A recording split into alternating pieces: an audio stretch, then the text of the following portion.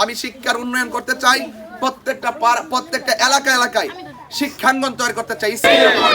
আমরা শান্তি চাই, সম্প্রীতি চাই এবং মেহনতি মানুষের পাশে দাঁড়াতে চাই। এই দেশের সবাই মানুষ, ধর্ম বর্ণ দল মত নির্বিশেষে। আজকে দেখেন আমরা এসেছি আইনা শাহ রহমতুল্লাহের মাজার শরীফ জিয়ারত করার জন্য, রাইট নি? জিয়ারতের মাধ্যমে আজকে আমাদের ওপেন গণসংযোগ শুরু করলাম ইনশাআল্লাহ। এই গণসংযোগ ইনশাআল্লাহ সারা চুনারগাঁও মাধবপুর ইনশাআল্লাহ ছড়িয়ে পড়বে। আজকে একটু খেয়াল করে দেখুন আপনারা, আমি এখানে দাঁড়িয়েছি, এখানে আমাদের অসংখ্য মা বোনরা পর্যন্ত এসেছেন, আসছে না? এবং অনেক মা বোনরা এসেছেন, এখানে সনাতন ধর্মীরা এসেছেন, মুসলমানদের জানেন তারাও এসেছেন। এটার নামই বাংলাদেশ, এটার নামই সমাজ, এটার নামই রাষ্ট্র। মুসলমান মসজিদে যাবে, হিন্দু মন্দিরে যাবে, বৌদ্ধ বেগুড়ায় যাবে, খ্রিস্টান গির্জায় যাবে, যার যার ধর্ম স্বাধীনভাবে পালন করবে, কেউ কাউকে কোনো বাধা দিবে না। এই শান্তি আমরা চাই কি চাই না? এই কথাগুলো আমি সারা জীবন ওয়াজ মাহফিলে বলেছি। ওয়াজ মাহফিলে আমি যত কথাই বলি, যদি রাষ্ট্রের গুরুত্বপূর্ণ জায়গায় না যাওয়া যায় তাহলে আইন পাস করা যায় না।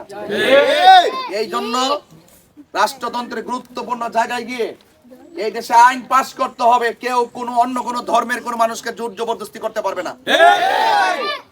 সংসদে গিয়ে আইন পাস করতে হবে। এই দেশে কাউকে অন্যায়ভাবে হত্যা করতে পারবে না, গুম করতে পারবে না, খুন করতে পারবে না। এবং মেহনতি মানুষ যারা, সুবিধা বঞ্চিত মানুষ যারা নিরলস পরিশ্রম করছে, বিশেষ করে এই চুরানাঘাট মাধবপুর চা শ্রমিকদের কষ্ট সারা পৃথিবীর হৃদয়কে নাড়া দেয়। কিন্তু আমাদের রাষ্ট্রতন্ত্র কেন নাড়া দেয় না? কেন দাঁড়ায় দেয় না? কারণ এই কথাগুলো, মেহনতি মানুষ আর চা শ্রমিকদের কষ্টের কথাগুলো দার্থহীন কণ্ঠে বলার মতন সংসদে কোনো লোক নাই।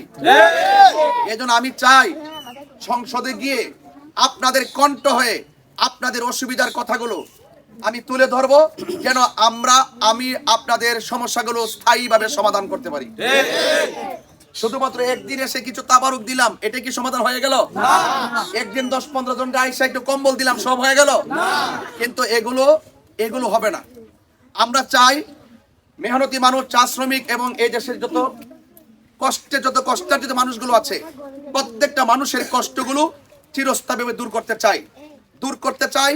মানুষের যে লেখাপড়া করার ক্ষেত্রে তাদের যে বিভিন্ন বৈষম্য সৃষ্টি হচ্ছে, আমি শিক্ষার উন্নয়ন করতে চাই। প্রত্যেকটা এলাকায় শিক্ষাঙ্গন তৈরি করতে চাই। স্কুল কলেজ মাদ্রাসা হোক, এটা আমরা চাই কি না? এবং এই যে স্বাস্থ্য খাতে এত বেহাল দশা, চিকিৎসার ক্ষেত্রে এত বেহাল দশা, আমি চাই প্রত্যেকটা জায়গায় প্রাইভেট ক্লিনিক হোক এবং স্বাস্থ্য সম্মত হসপিটাল গড়ে উঠুক। এবং জরাজীর্ণ যত হসপিটাল আছে, এই হসপিটালগুলো যেন পরিপূর্ণভাবে চিকিৎসার উপযোগী হয়। আপনারা চান কি চান না? আছে কিনা বলেন?